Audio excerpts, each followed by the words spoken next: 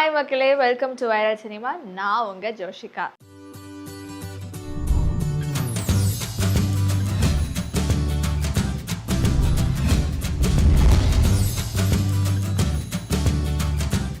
இன்னைக்கு நான் எதை பற்றி பேச போகிறேன் அப்படின்னு பார்த்தீங்கன்னா, அஃப்கோர்ஸ் மதராசி படத்தை பற்றி தான். ஸோ இன்னைக்கு வந்துட்டு மதராசி படம் ரிலீஸ் ஆயிருக்கு. ஸோ அந்த படத்தை டைரக்ட் பண்ணது ஏஆர் முருகதாஸ் சார் அண்ட் அந்த படத்தில் சிவகார்த்திகேயன் சார் நடிச்சிருக்காங்க. ஸோ இந்த படம் பார்த்துட்டு எல்லாருமே வந்துட்டு ஒரு பாசிட்டிவ் ரிவ்யூ சொல்கிறாங்க. இன்னொரு சைடு வந்துட்டு ஒரு மாதிரி மிக்ஸ்டு ரிவ்யூவாக சொல்கிறாங்க. இன்னொரு சைடு வந்துட்டு நல்லா இல்லை அப்படிங்கிற மாதிரி சொல்கிறாங்க. ஆனால் மோஸ்ட்டாக ஆவரேஜாக வந்த ஒரு ரிவ்யூன்னு பார்த்தீங்கன்னா ஒரு பாசிட்டிவ் ரிவ்யூ தான் வந்திருக்கு. ஸோ ஏஆர் முருகதாஸ் சார் வந்துட்டு ஆக்ஷன் சீக்வன்ஸில் வந்துட்டு செம்மையாக கலக்கியிருக்காரு. ஸோ ஸ்க்ரீன் பிளே வைஸ் எல்லாமே நல்லா இருக்குது அப்படின்னு சொல்லியிருக்காங்க. ஈவன் சிவகார்த்திகேயன் சாரோட ஆக்டிங்காக இருக்கட்டும் அண்ட் ஆல்ரெடி நிறைய இன்டர்வியூவில் சொன்ன மாதிரி இந்த படத்தில் சிவகார்த்திகேயன் சாரை வந்து டோட்டலாக ஒரு வேற ஒரு அவதாரில் வந்துட்டு பார்ப்பீங்க. இது வரைக்குமே ஒரு பண்ணாத அவதாரில் தான் நீங்கள் பார்க்க போகிறீங்க அப்படின்ற மாதிரி சொல்லியிருந்தாங்க. ஸோ அதுக்கேற்ற மாதிரி தான் எல்லாருமே வந்துட்டு ஒரு நல்ல ஒரு ரிவ்யூ கொடுத்துருந்தாங்க. ஆமாம், இதில் டோட்டலாக வந்துட்டு டிஃப்ரெண்ட்டாக இருந்தாங்க, ஃபுல்லாக ஆக்ஷனாக தான் இருந்தாங்க. ஸோ இந்த படமே வந்துட்டு அந்த ஒரு பொண்ணுக்காக தான் சிவகார்த்திகேயன் சார் வந்துட்டு லைக் சும்மா சண்டை போகிறதா இருக்கட்டும், இல்லைன்னா அந்த பொண்ணை வந்துட்டு யாராவது தொட்டாலுமே வந்துட்டு அவள் தான் சண்டைக்குள்ளே இறங்குற மாதிரி வந்துட்டு ஒரு சீனாக தான் இருந்துச்சு அப்படிங்கிற மாதிரி சொல்லியிருந்தாங்க. அண்ட் எல்லாருமே சொன்னது என்னன்னா, துப்பாக்கி வந்துட்டு சரியானவங்க கையில் தான் கொடுத்துருக்காங்க அப்படின்னு சொல்லியிருந்தாங்க. ஸோ அவங்களோட ரிவ்யூஸ்லாம் கேட்கும்போது ஒரு மாதிரி ஆக்சுவலி நல்லா இருந்துச்சு. ஏன்னா வந்துட்டு நிறைய பேர் சொன்னது என்னென்னா, ஏஆர் முருகதாஸ் சாருக்கு வந்துட்டு இதுக்கு முன்னாடி சில படங்கள் தோல்வி அடைஞ்சது. ஸோ இந்த படத்துக்கு அப்புறம் அவருக்கு வந்துட்டு இன்னும் நிறைய பட வாய்ப்பு வந்துட்டு கிடைக்கிறதுக்கு வாய்ப்பு இருக்குது. ஸோ ஏஆர் முருகதாஸ் சார்ட்டு வந்து இன்னும் நிறைய படங்கள் நாங்கள் எதிர்பார்க்குறோன்ற மாதிரி நிறைய பேர் வந்துட்டு ஒரு பாசிட்டிவ் ரிவ்யூஸ் சொல்லியிருந்தாங்க. அண்ட் அதை விட இந்த படத்தில் அந்த ஒரு சீனுக்கும் அந்த ஒரு ஃபைட் சீனுக்கும் நம்ம அனிருத் சாரோட பிஜிஎம்லாம் வந்துட்டு செம்மையாக இருந்துச்சு, செம்மையாக கலக்கியிருக்காங்க அப்படின்ற மாதிரி சொல்லியிருந்தாங்க. அண்ட் ருக்மிணியோட ஆக்டிங்குமே வந்துட்டு இந்த படத்தில் வந்துட்டு நல்லா இருந்துச்சு அப்படின்னு சொல்லியிருந்தாங்க. ஸோ இந்த படத்தோட ட்ரைலர் ரிலீஸ் பண்ண போதும் சரி, இந்த படத்தோட ப்ரொமோஷன் அப்போதும் சரி, எங்கேயுமே வந்துட்டு இந்த படத்துக்கு ஒரு ஹைப்பே வந்துட்டு ஏற்றலை. ஸோ ஹைப் ஏற்றலை. ஸோ அதுக்கேற்ற மாதிரி வந்துட்டு நம்ம போனோன்னா லைக் இந்த படம் ஒரு மாதிரி நல்லா இருக்கும், ஒரு மாதிரி சர்ப்ரைசிங்காக இருக்கும்.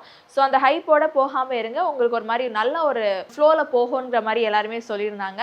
ஸோ ஆல்ரெடி சொன்ன மாதிரி இந்த படத்துக்கு ஹைப் ஏற்றாதனாலே இந்த படம் வந்துட்டு ஓரளவுக்கு நல்லா போயிருக்கு அப்படின்னு கூட சொல்லலாம். ஏன்னா எனக்கு வந்து ரிவ்யூஸ் அப்படி தான் வந்திருந்தது. இந்தியாவில் டாப் டைரக்டர்ஸான Shankar sir, Mani Ratnam sir, Lokesh Kanagaraj sir கிட்ட இருந்து ஆடியன்ஸ் 2025ல ஒரு நல்ல படமாக வந்துட்டு எக்ஸ்பெக்ட் பண்ணிட்டு இருந்தாங்க. பட் அவங்க எக்ஸ்பெக்ட் பண்ண அளவுக்கு அவங்கள பூர்த்தி பண்ணலன்னு கூட சொல்லலாம் இந்த 2025ல அவங்க ரிலீஸ் பண்ண படத்தை. ஆனால் ஏஆர் முருகதாஸ் சார் மதராசி படத்தை டைரக்ட் பண்ணாங்க.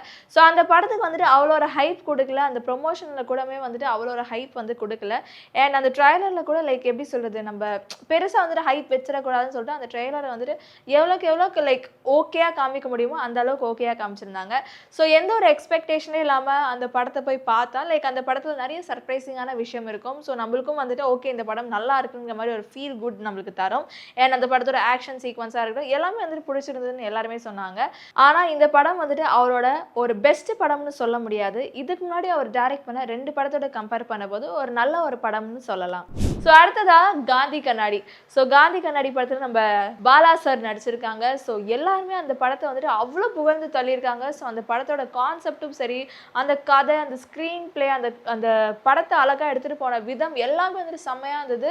அண்ட் மெயினாக கேபிஒய் பாலா சாரோட ஆக்டிங். ஸோ இதுக்கு முன்னாடி அவர் ஒரு இன்டர்வியூவில் வந்துட்டு இந்த மாதிரி ஒரு 50 ஹீரோயின்ஸ் வந்துட்டு ரிஜெக்ட் பண்ணிட்டாங்க. ஸோ 51வது ஆளாக தான் நமிதா வந்துட்டு அக்செப்ட் பண்ணாங்கன்ற மாதிரி சொல்லியிருந்தாங்க. ஸோ அந்த ஒரு சீன் வந்துட்டு எல்லாருமே வந்துட்டு ஒரு மாதிரி கஷ்டப்படுத்தின ஒரு விதமாக தான் இருந்தது.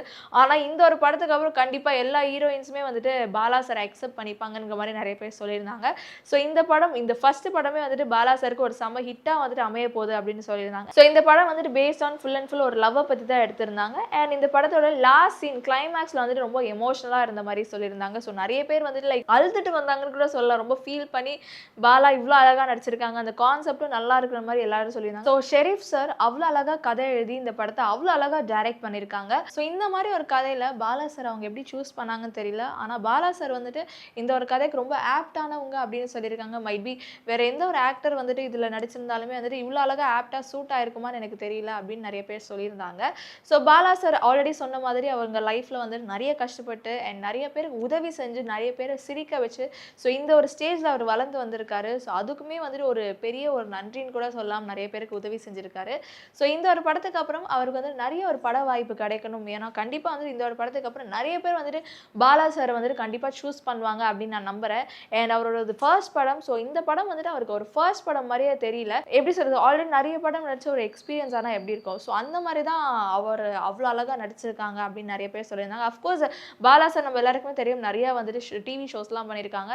லைக் ரியலிஸ்டிக்காக அவர் நடிப்பார். ஸோ அப்படி இருக்க போது ஒரு படத்தில் அவருக்கு ஃபர்ஸ்ட் டைம் அவருக்கு வந்து ஒரு சான்ஸ் கிடைக்கும் போது அதை எவ்வளோ அழகாக அவர் யூஸ் பண்ணியிருப்பார். அண்ட் ஸோ இதுக்கப்புறம் அவருக்கு தொடர்ந்து நிறைய பட வாய்ப்புகள் கிடைக்கணும். ஸோ இதே மாதிரி ஒரு சூப்பரான கதைகள் அவர் நடிச்சு ஒரு பெரிய அளவுக்கு அவர் வரணும்னு சொல்லிட்டு அவருக்கு ஒரு பெரிய வாழ்த்துக்கள் தெரிவிச்சுக்கிறோம். ஸோ கண்டிப்பாக வந்துட்டு யார் யாரெல்லாம் இந்த படம் பார்க்கலையோ கண்டிப்பாக நீங்கள் வந்து தியேட்டரில் போய் பாருங்கள்.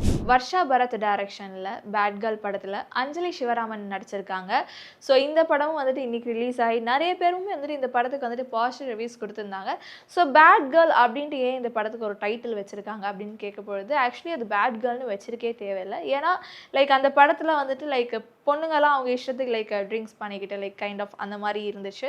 ஸோ அது வந்துட்டு அவங்களோட இஷ்டம் இல்லையா, ஒரு பையன் பண்ண பொழுது அது தப்பு இல்லை, ஒரு பொண்ணு பண்ணால் அது தப்பா, அந்த மாதிரி நிறைய பேர் சொல்லியிருந்தாங்க. லைக் ஒரு பொண்ணு இண்டிபெண்ட்டாக இருக்கும் பொழுது லைக் நிறைய பேர் வந்துட்டு அவங்கள ஏதாவது ஒரு குறை சொல்லிக்கிட்டே இருப்பாங்க. ஒரு பொண்ணு வந்து லைக் ஒரு ஜீன் போடுறான்னா என்ன இவ இப்படி ஜீன் போட்டிருக்கா அப்படின்ற மாதிரி ஒரு குறை சொல்லுவாங்க. ஸோ அந்த மாதிரி ரிலேட்டடாக தான் வந்து இந்த படத்தை அவங்க டைரக்ட் பண்ணியிருந்தாங்க.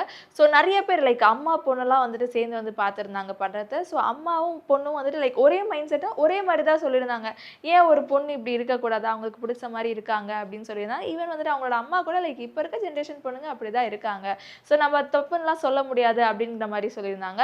ஸோ இந்த படத்தை வந்து லைக் நம்மள மாதிரி ஒரு யங்ஸ்டர்ஸான ஒரு பொண்ணுங்க பார்க்க பொழுது ஓகே இது அக்செப்டபுளாக இருக்கும். ஆனால் இதே படத்தை லைக் அம்மா அவங்கெல்லாம் பார்க்கும்போது இது அக்செப்டபுளாக இருக்குமா அப்படின்னு கேட்க பொழுது நிறைய பேர் சொன்னாங்க அஃப்கோர்ஸ் லைக் அவங்களுக்கு கொஞ்சம் அக்செப்ட் பண்ணிக்க முடியாது, பட் இதுதான் இப்போ இருக்க ஜென்ரேஷன், ஸோ இதுதான் இப்போ இருக்க ரியாலிட்டின்னு புரிஞ்சுக்கிட்டா கண்டிப்பாக வந்துட்டு அவங்க அக்செப்ட் பண்ணிப்பாங்க.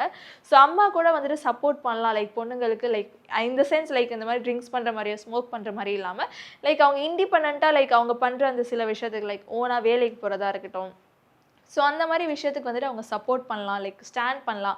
ஒரு பொண்ணு தனியாக வந்துட்டு லைக் படித்து இந்த உலகத்தில் வந்துட்டு உயர்றாங்கன்னு தெரிஞ்சாலே நிறைய பேர் வந்துட்டு லைக் அவங்கள டாமினேட் பண்ண ஆரம்பித்தாங்க. ஸோ அந்த மாதிரி பண்ணாமல் லைக் சப்போர்ட் பண்ணுங்கங்கிற மாதிரி ஒரு நிறைய பேர் சொல்லியிருந்தாங்க. அவ்வளோ அழகாக வந்துட்டு கன்வே பண்ணியிருந்தாங்க. ஸோ இவங்கெல்லாம் சொல்லும்போது எனக்கு கண்டிப்பாக இந்த படத்தை பார்த்தே ஆகணுங்கிற மாதிரி ஒரு ஃபீல் ஆயிருந்தது. ஸோ அவ்வளோ அழகாக வந்துட்டு வர்ஷா பரத் வந்து ஒரு பொண்ணுங்க சைட்லேருந்து அவங்களோட லைஃப் எப்படி, ஸோ ஒரு பொண்ணு வந்துட்டு இப்படி இருந்தால் எத்தனை பேர் அவங்கள குறை சொல்கிறாங்கங்கிற மாதிரி அவ்வளோ அழகாக அந்த படம் மூலியம் வந்துட்டு காமிச்சிருக்கதா வந்து நிறைய பேர் சொல்லியிருந்தாங்க. அவங்களோட ரிவ்யூஸ்லாம் கேட்கும்போது அது கேட்கும்போது நல்லா இருந்துச்சு. அண்ட் மோஸ்ட்டாக இந்த படத்துக்கு சொன்னது எல்லாமே வந்துட்டு ஒரு பாசிட்டிவ் ரிவ்யூ தான். ஈவன் பொண்ணுங்க மட்டும் இல்லாமல் பசங்களுமே அதை தான் சொன்னாங்க. அதே தான் நாங்கள் பண்ணுறோம், நாங்கள் பண்ண பொழுது எங்களை யாருமே சொல்கிறதில்ல, ஆனால் அதே விஷயத்த ஒரு பொண்ணு சொல்லப்போது அவங்கள வந்துட்டு இந்த உலகம் வந்துட்டு தப்பாக பேசுது அப்படிங்கிற மாதிரி ஒரு பையன் கூட அழகாக சொல்லியிருந்தாரு. ஸோ அதெல்லாம் கேட்கும்போது ஸோ கண்டிப்பாக இந்த படத்தை பார்த்தே ஆகணுங்கிற மாதிரி தான் ஒரு ஃபீல் இருந்துச்சு. ஸோ யார் யாரெல்லாம் இந்த படத்தை பார்க்கலையோ கண்டிப்பாக பாருங்கள். பார்த்துட்டு உங்களுக்கு இந்த படம் எப்படி ஃபீல் ஆச்சுங்கிறது கீழே கமெண்ட்டில் சொல்லுங்கள். வெற்றிமாறன் சார் டைரக்ஷனில் STR49 படம் உருவாகிட்டு இருக்கு, நம்ம எல்லாருக்குமே தெரியும். ஸோ அந்த ஒரு படத்துக்காக எல்லாருமே ரொம்ப ஆர்வமாக காத்துட்டு இருக்காங்க. மெயினாக வந்துட்டு சிம்பு சாரோட ஃபேன்ஸ் எல்லாருமே ரொம்ப ஆர்வமாக காத்துட்டு இருக்காங்க. ஸோ இந்த படம் எப்படி இருக்க போகுது, என்ன மாதிரி உருவாக போகுதுன்னு சொல்லிட்டு எல்லாருமே பார்க்கறதுக்காக ரொம்ப ஆர்வமாக இருக்காங்க. ஸோ அந்த படத்தை பற்றி ஏதாவது ஒரு அப்டேட் வராதா, ஏதாவது ஒரு நியூஸ் வராதான்னு சொல்லிட்டு எல்லாருமே காத்துட்டு இருந்த வகையில் இப்போது அந்த படத்தை பற்றின ஒரு ப்ரோமோ வந்துட்டு ரிலீஸ் பண்ணியிருக்காங்க, STR49 ப்ரோமோ. ஸோ யார் யாரெல்லாம் பார்க்கலையோ கண்டிப்பாக போய் பாருங்கள். ஏன்னா அந்த ப்ரோமோவை பார்க்க பொழுது யாரோ ஒருத்தவங்க நடந்து வராங்க, ஆனால் யார் அப்படிங்கிறது தெரியல, ஏன்னா கால் மட்டும் தான் காமிக்கிறாங்க. கண்டிப்பாக வந்துட்டு சிம்பு சாராக இருக்கிறது கூட வாய்ப்பு இருக்குது, இல்லைன்னா ட்விஸ்ட்டாக இருந்து வேற யாராவது இருக்க கூட வாய்ப்பு இருக்குது. ஆனால் மோஸ்ட்டாக வந்துட்டு 99% சிம்பு சாராக இருக்கதா வாய்ப்பு இருக்குது. ஸோ யார் யாரெல்லாம் அந்த ப்ரோமோ வீடியோ பார்க்கல கண்டிப்பாக போய் பாருங்கள்.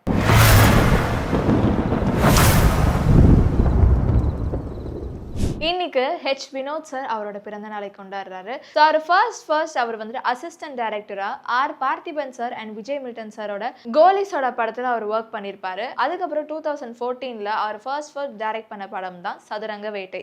ஸோ இந்த படம் வந்துட்டு ஒரு சூப்பர் ஹிட் ஆச்சுன்னு கூட சொல்லலாம். ஸோ அந்த படத்துக்கு அப்புறம் வினோத் சாருக்கு ஒரு பெரிய ஃபேம் கிடைச்சதுன்னு கூட சொல்லலாம். தொடர்ந்து அவர் நிறைய படத்தை டைரக்ட் பண்ண ஆரம்பிச்சாரு. ஸோ அந்த படத்தை ப்ரொடியூஸ் பண்ணது மனோபாலா சார். ஸோ அதுக்கப்புறம் 2017 ரிலீஸ் ஆன படம் தான் தீரன் அதிகாரம் 1. ஸோ அதுக்கப்புறம் கண்டினியூஸாக 3 படங்கள் அஜித் சாரை வச்சு அவர் டைரக்ட் பண்ணியிருந்தாரு. நேர்கொண்ட பார்வை, வலிமை, துணிவு, இந்த 3 படத்தையும் அவர் டைரக்ட் பண்ணியிருந்தாரு. அண்ட் இப்போ நம்ம ஜனநாயகன் படத்தை வந்துட்டு அவர் தான் டைரக்ட் பண்ணுறாரு. ஸோ இந்த ஒரு படத்துக்காக தான் வந்துட்டு எல்லாருமே ரொம்ப ஆர்வமாக காத்துட்டு இருக்காங்க. ஏன்னா விஜய் சாரோட கடைசி படம்.